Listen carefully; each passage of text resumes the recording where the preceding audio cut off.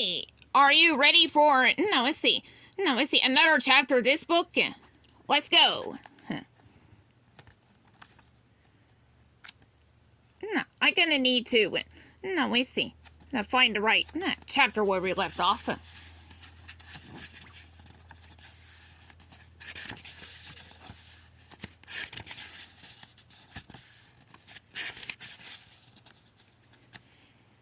Chapter 4.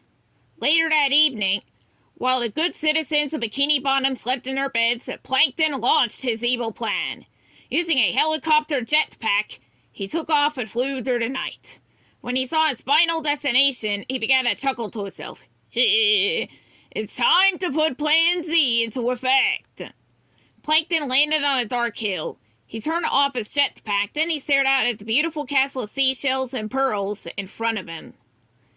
My evil plan starts right here at the undersea castle of King Neptune, Plankton said to himself, chuckling with glee.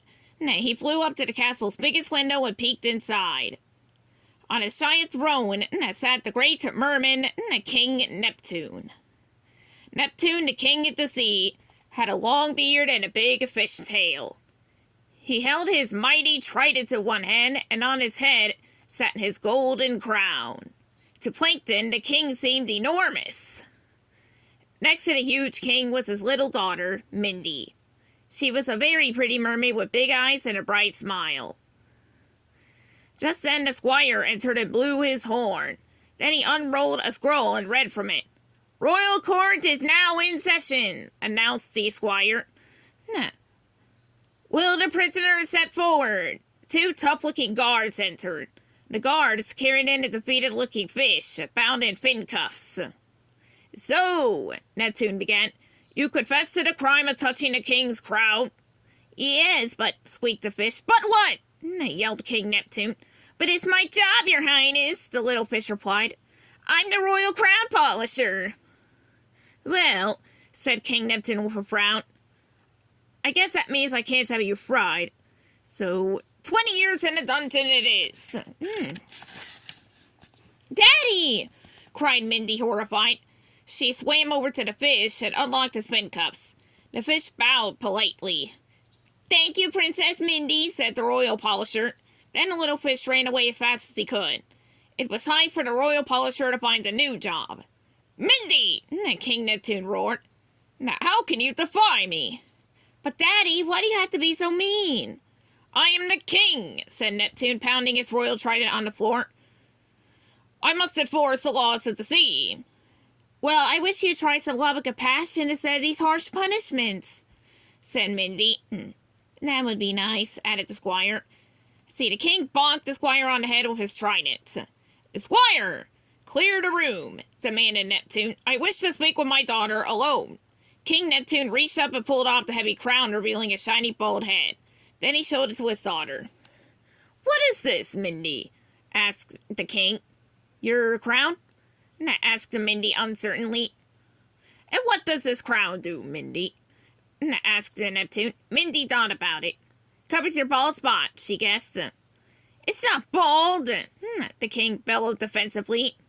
It's thinning! Thinning! After Neptune calmed down, he set his crown on a royal pillow and leaned forward.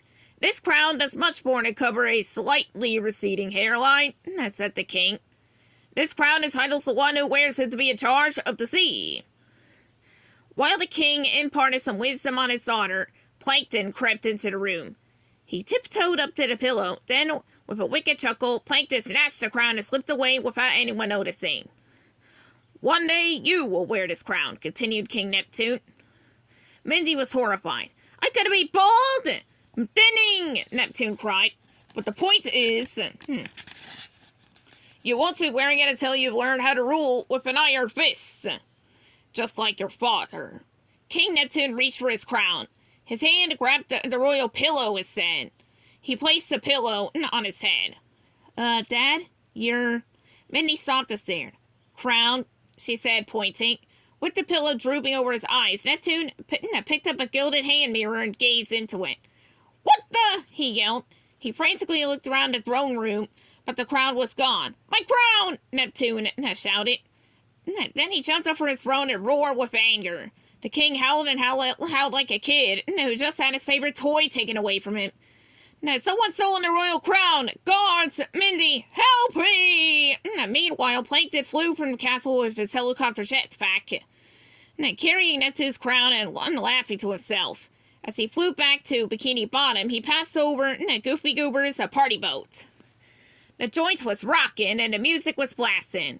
A crowd of young fish were chowing down on delicious Goofy Goober's ice cream treats. The staff was rushing from table to table, delivering towers of ice cream. There was ice cream covered with gobs of chocolate and piles of whipped cream, ice cream with sprinkles, nuts, cherry, strawberry, or seaweed toppings, and huge banana splits with up to 5 flavors of ice cream and 2 big bananas. Well, kind of starting to feel a little hungry from that. And in the middle of all the fun eating and eating came an announcement. Hey, all you Goofy Goobers, it's time to say howdy to your favorite undersea peanuts. Then the curtains parted and Goofy Goober, a large mechanical peanut, danced out in the front, danced out in all of his peanut glory. Say, howdy, Goofy Goober, all the fish cried. Goofy Goober tipped his peanut hat and tapped his toes. Hey, fellow Goofy Goobers, he said. It's time to sing. And as he did, the audience cheered. Oh, I'm a Goofy Goober. Yeah, he sung. Let's see. Yeah, shouted all little fishes. You're the Goofy Goober, yeah. Yeah. No. See, Goofy Goober, yeah. Everyone was singing and scarfing down ice cream and having a good time. Well, almost everyone. At the ice cream bar, one sad little sponge just sat alone crying in his soda. All right, get it together, old boy, SpongeBob told himself. Then he got a brilliant idea. I know, I'll just stop thinking about it. SpongeBob stared at nothing for a long time. Hey, you know, I actually feel a little better, he said with a smile. I don't even remember why it was sad. Just then Patrick arrived. The starfish sat down next to SpongeBob at the bar. Let's see. Hey, said Patrick, it's the new Krusty Krab 2 manager. SpongeBob burst into tears. Wow, the pressure's already setting in, said Patrick. No, Patrick, you don't understand, SpongeBob said. I didn't get the promotion. Patrick was shocked. What? Why? Mr. Krabs thinks I'm a kid, said SpongeBob. What? Patrick cried, slapping his head. That's insane. I know, said SpongeBob. Well, saying you're a kid it's like saying I'm a kid, said Patrick. Exactly, said SpongeBob. The waiter set a tray in front of Patrick and said, Here's your goober meal, sir. Hey, Patrick said suspiciously. I'm supposed to get a toy with this? The waiter said, tossed Patrick a stuffed peanut. Thanks, said Patrick, cuddling it. SpongeBob sighed. I'm going to head home, Pat. The celebration is off. Are you sure? Said Patrick with a frown. Yeah, said SpongeBob as he rose from his bar stool as he turned to go. Just then the waiter returned, with a towering ice cream sundae. Here's your triple gooberberry sunrise, sir. He told Patrick. Yum, said Patrick as he rubbed his starfish tummy and licked his lips. The wonderful scent of sundae reeled SpongeBob back in. Wow, a triple gooberberry sunrise, huh? Said SpongeBob, sitting back down on his stool. I guess I could use one of those. Well, now you're talking, said Patrick, slapping him on the back. Hey, waiter, we need another one over here. Right away, sir, the waiter replied. And so began a night of ice cream eating that SpongeBob and Patrick would never forget. To be continued.